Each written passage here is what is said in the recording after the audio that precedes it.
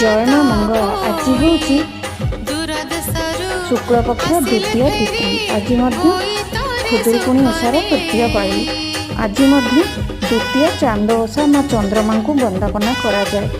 आज माँ मंगला खुदुरकुणी रूप में आपण मानक केते सुंदर शोभनीय मूर्ति दर्शन देउछंती। आपण माने माँ को दर्शन करंतु एवं कृपालाभ करंतु। माँ आपण मानकर सपरिवार को एमती घंट घोड़े रखी था।